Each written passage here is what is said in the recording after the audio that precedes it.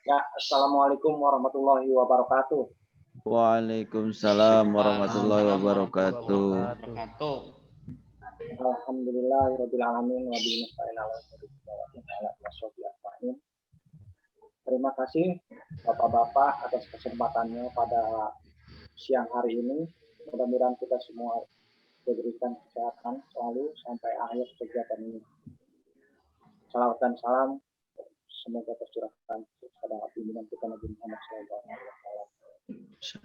Pada kesempatan ini saya diberi kesempatan untuk ikut pelatihan, yaitu IHT di akhir-akhir pelatihan. Namun sebelumnya kita mulai kegiatan kita hari ini dengan kita buka dengan mengucapkan basmalah. Bismillahirrahmanirrahim. Ya, pada kesempatan ini saya dipercaya untuk menyampaikan modul pembelajaran. Untuk itu, mudah-mudahan penyampaian saya bisa dengan jelas diterima Bapak dan Ibu, dan mohon bantuannya juga apabila dalam penyampaian saya kurang baik. Ya, kita mulai Bapak untuk materi. Mohon Pak. Lebih seru ice breaking dulu nih Pak. Biar seru ice breaking dulu. Ice breakingnya kita di tengah aja kali saya. Oke, siap.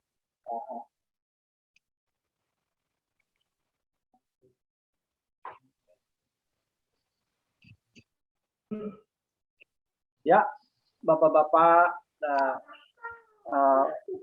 peserta kegiatan pelatihan kita hari ini, saya akan mencoba sedikit memaparkan materi modul pembelajaran kita hari ini, yaitu kita bahas dengan modul. Apa itu modul, prinsipnya seperti apa, dan bagaimana. Untuk modul, sepengetahuan saya, yang pengertian dari modul adalah pembelajaran. Ya, modul adalah sebuah kerangka materi pembelajaran yang diberikan kepada peserta didik untuk dipelajari secara mandiri sesuai dengan satuan pendidikan masing-masing. Yang kedua, gambarnya Pak itu agak digeser, kebetulan di monitor saya kurang ini, diperkecil boleh ke saya. Tutup sama ini ya, punya saya. Saat ini yang akan saya paparkan yang pertama yaitu kita akan mempelajari prinsip penyusunan modul ajar. Yang kedua, prosedur penyusunan modul ajar. Ya, prinsip pengembangan modul ajar. Yang pertama yaitu pendekatan melalui tahap. Ini memperhitungkan satu karakteristik, mungkin tadi sudah dibahas oleh Pak Karna dengan penyampaian. Yang kedua, perbedaan tingkat pemahaman dan variasi jarak antara tingkat kompetisi yang bisa terjadi. Yang ketiga, melihat dari sudut pandang peserta didik. Yang keempat, yang selanjutnya bahwa belajar harus berimbang antara intelektual, sosial, personal, dan semua hal yang tersebut. Yang penting yang saling berhubungan. Yang selanjutnya itu tingkat kepentingan setiap peserta didik tergantung dari tahap perkembangan yang dilalui oleh peserta didik. Jadi pada prinsipnya prinsip pengembangan modul itu disesuaikan dengan kebutuhan satuan pendidikan yang ada di sekolah masing-masing, yang itu melihat dari karakteristik, perbedaan tingkat pemahaman, ya melihat sudut dan yang sudah dipaparkan tadi. Ya, kita lanjut Pak Mustafa dengan prinsip yang selanjutnya, prinsip modul perkembangan selanjutnya yaitu 4 kriteria perkembangan yang harus dimiliki oleh dalam modul pembelajaran.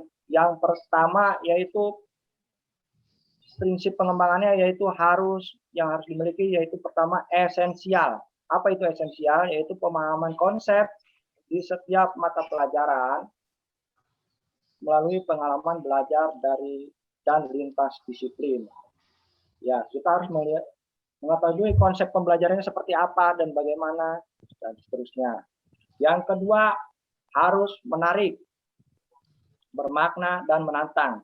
Jadi peserta untuk menimbulkan minat belajar melibatkan peserta didik secara aktif dalam proses belajar berhubungan dengan pengetahuan dan pengalaman yang dimiliki sebelumnya, sehingga tidak terlalu kompleks, namun juga tidak terlalu mudah diingat. Jadi, bagaimana trik Bapak Ibu dalam menerapkan modul pembelajaran ini supaya lebih menarik peserta didik tersebut dan menantang juga. Saya diberikan satu contoh yang kira-kira bisa membuat anak itu lebih berminat dalam pengembangan pembelajaran. Yang selanjutnya, prinsip pengembangan modul pembelajaran yaitu relevan dan kontekstual, yaitu berhubungan dengan pengetahuan dan pengalaman yang dimiliki sebelumnya dan sesuai dengan kontekstual di waktu dan tempat peserta didik. Ya, jadi pengembangan pengetahuan itu yang harus dimiliki harus sesuai dengan lingkungan tersebut dan sesuai dengan apa yang Ibu telah rencanakan sebelumnya dalam tujuan pencapaian pembelajaran. Yang selanjutnya, 4 kriteria terakhir adalah berkesinambungan, keterkaitan alur kegiatan pembelajaran sesuai dengan fase belajar peserta didik. Jadi harus sesuai, apakah sudah sesuai apa belum dengan modul yang saya bikin atau sudah pencapaiannya dan sebagainya, itu Bapak Ibu. Makanya modul ini dibuat sedemikian menarik supaya menarik peserta didik dan kita juga mudah untuk menyampaikan, semoga pencapaian pembelajaran bisa terlaksana. Selanjutnya, prosedur penyusunan modul ajar. Guru pada saat mengembangkan modul ajar dapat mengikuti langkah sesuai dengan infografis di samping, yaitu melalui prosedur penyusunan modul ajar yang kita lihat di gambar di samping ini. Hasil yang didapat di tahap 6, evaluasi tindak lanjut, digunakan untuk tahap 1, analisis dan kebutuhan. Mungkin ini yang perlu diperbesar, ini prosedur penyusunannya. Pak, yang terakhir aja, biar kita simpulkan aja. Ya, ini Mas sebutkan langkah-langkah ini buat latihan kita ntar bareng-bareng. Yang terakhirnya Pak, sudah. Bapak mungkin yang slide terakhir. Ya, penutup. Untuk menutup kita materi kita hari ini, ya ada hal penting yang harus kita ingat. Yang pertama, materi ini bersifat pedoman atau petunjuk praktis bagi guru, sekolah, dan stakeholder dalam mengembangkan KTB dan modul pembelajaran. Yang kedua, guru atau sekolah atau stakeholder dapat menggunakan sekolah peserta didik. Yang selanjutnya, pada panduan ini lebih menekankan pada konsep, prinsip, dan prosedur dalam mengembangkan KTP dan modul ajar. Yang terakhir adalah materi atau bahan ajar guru dapat mengembangkan sendiri dengan kondisi sesuai budaya, kemampuan peserta didik, serta ekonomi masyarakat di sekitar. Ya, mungkin itu pemaparan saya. Namun kita sebelum sampai ke akhir ini mungkin ada sedikit ice breaking dari saya, Bapak, sebelum tanya jawab. Kayaknya Pak Dede udah penasaran dengan yang tadi ditutup-tutupi layarnya. Untuk pemaparan kita ini kita tutup dengan ice breaking. Mudah-mudahan Bapak bisa dimulai ya, Bapak-bapak ya. Kameranya bisa dilihat kan? Bisa ini Pak Badra udah siap? Ya. Siap. Ya, untuk ice breaking dari kita tidak ini, yang pertama mungkin dari Pak Sudirman, hampir sama kayak tadi, kayak Bapak yang tadi, kita menceritakan, ya, melanjutkan cerita yang sudah dilakukan. Misalkan salah satu contoh, saya hari ini saya mengikuti pelatihan dilanjutkan oleh Pak Tarna dan seterusnya ya Pak ya. Ya, jadi kita mulai contohnya. Ayo kita lanjut ya. Ya, Ya. hari ini saya memaparkan materi tentang modul pembelajaran. Namun, Pak Tarna, Namun apa yang tadi Bapak paparkan masih banyak hambatan, diantaranya suaranya kurang jelas. Nah itu mohon diperbaiki oleh Pak Subadra. Tadi sambil kopi apa, Pak? Ulangi. Pak Subadra perut keloncongan, lanjut ke belakang, dilanjut dengan saya pesan kopi atau bikin kopi, terus kalian beli nasi padang, dilanjut Pak Mustafa. Setelah beli nasi padang, seperti biasa saya beli rokok. Lanjut Pak Nurul Hadi. dan akhirnya saya tutup karena modul saya penyampaian saya kurang jelas. Akhirnya semua pada melongo. Terima kasih. Ya, terima kasih, tepuk tangan buat semuanya ya teman-teman. Ya, terima kasih kita briefing kita hari ini. Ya, mungkin ada sedikit penambahan karena suara saya juga yang kurang jelas pada saat pemaparan kita hari ini. Saya mohon bantuannya, sharingnya dari Bapak-Bapak. Mungkin kekurangan itu menjadi pelajaran buat saya. Mudah-mudahan Bapak dan semua peserta pelatihan hari ini bisa membantu dalam proses pembelajaran kita yang akan datang. Ya, kita karena waktu juga selalu mepet, maka saya buka dengan dua pertanyaan atau bukan pertanyaan bentuknya ya, masukan yang bisa membuat motivasi kita belajar dengan baik. Silakan. Kalau ada, kalau tidak ada saya tutup. Saya Pak. Oh, terima kasih Pak Dede. Silakan Pak Dede. Alhamdulillah. Pak Nurul Hadi, seger? Alhamdulillah. Nano Pak. Oh, iya. Ya, sehat Pak. Pak Dede sehat. Iya.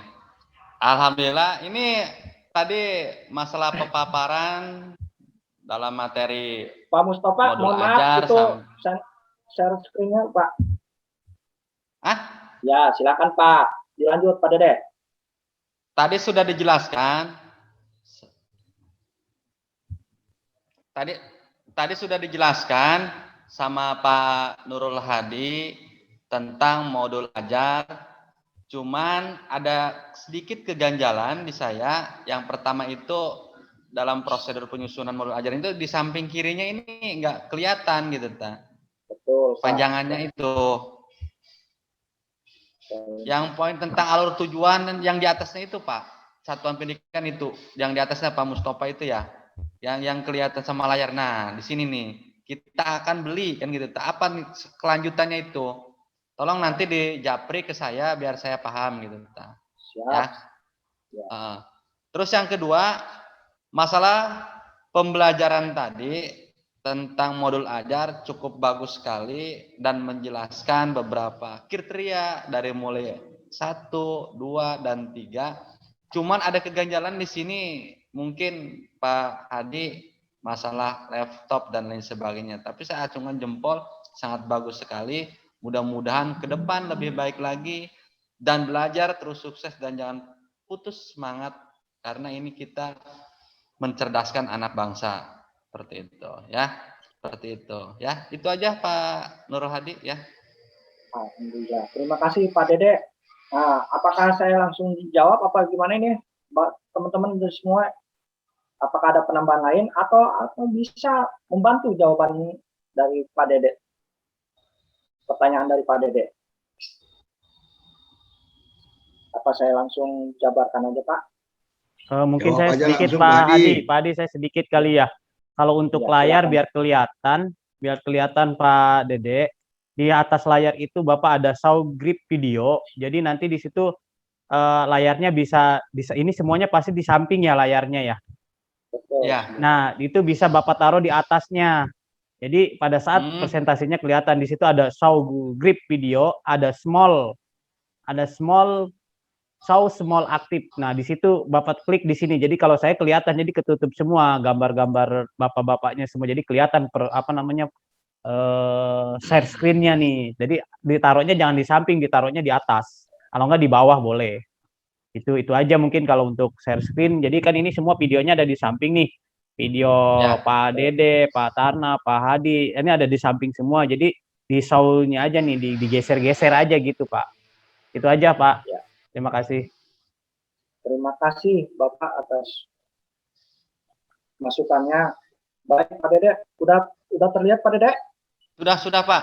Ya, itu Ya. penyusunan modul ajar. Ya. Ya, mungkin untuk prosedur penyusunan ajar, yang pertama mungkin saya ulang kembali. Yang pertama yang harus Bapak perhatikan dalam penyusunan modul ajar, yang pertama yaitu analisis kondisi dan kebutuhan guru peserta didik di satuan pendidikan. Jadi guru mengetahui kondisi dan konseptual dalam peserta didik dalam berdasarkan latar belakang serta sarana dan prasarana sekolah. Bagaimana peserta didik ini bisa mengikuti kegiatan pelajaran kita, apa yang dibutuhkan, dan seterusnya. Yang kedua adalah peserta identifikasi dan tentukan dimensi profil pelajar Pancasila. Jadi kita mengidentifikasi dulu, guru memilih dimensi profil Pancasila yang bagaimana nih untuk memungkinkan untuk dikembangkan dalam proses pembelajaran. Misalkan di sekolah Bapak mungkin anaknya udah pada nurut dan sebagainya, tinggal ditambahin apa yang kurang. Kalau misalnya udah pada nurut, berarti tinggal kita tambahkan lagi misalnya materi dalam pembukaan dan sebagainya. Anak-anak pertama kalau misalkan dalam WA atau tugas dan seterusnya, wajib anak mengucapkan salam sebelum memberikan atau menginstruksikan salah satu materi pembelajaran dan seterusnya dan sebagainya. Yang selanjutnya yang harus diperhatikan yaitu dalam penyusunan modul ajar, tentu menentukan alur tujuan pembelajaran yang dikembangkan menjadi modul ajar. Ya, dari sini penjelasannya guru dapat memilih alur tujuan pembelajaran dengan hasil pengembangan sekolah mengacu pada alur pembelajaran yang ada. Ya, itu udah jelas Pak. Jadi kita harus mengacu pada alur pembelajaran yang ada. Ya mudah-mudahan dengan LMS yang kita ikuti sekarang ini bisa memberikan alur pembelajaran yang ada tambahan dan terstruktur yang baik dalam penyusunan alur pembelajaran seperti apa. Yang keempat adalah penyusunan ini modul ajar yaitu harus disusun modul ajar berdasarkan komponen yang tersedia. Contohnya selain komponen inti, guru dapat memilih komponen yang sesuai dengan kebutuhan pembelajaran. Nah, tujuan dari komponen pembelajaran Waktu, itu, Pak Nurul? Ya, cukup ya. Dan yang kelima adalah pelaksanaan pembelajaran. Guru melakukan kegiatan pembelajaran sesuai dengan modul ajar. Yang terakhir adalah evaluasi dan tindak lanjut. Ya, mungkin itu aja yang bisa saya sampaikan, paparkan Bapak. Dan terima kasih atas masukan dan sarannya dari teman-teman semua. Saya di sini tidak bermaksud menggurui atau memberikan materi sesuai dengan kemampuan saya. Mudah-mudahan apa yang saya sampaikan bisa memberikan tambahan ya buat perubahan tercapainya suatu pendidikan yang dilakukan di satuan pendidikan masing-masing. Oke, terima kasih Bapak-bapak semua, teman-teman atas masukannya. Saya akhiri kegiatan ini, namun dengan itu kita tutup kegiatan kita hari ini dengan sama-sama mengucapkan hamdalah. Alhamdulillahirabbil alamin. Terima kasih Bapak-bapak atas semuanya. Mohon maaf atas segala kekurangannya. Saya akhiri dengan mengucapkan Assalamualaikum warahmatullahi wabarakatuh. Waalaikumsalam warahmatullahi wabarakatuh.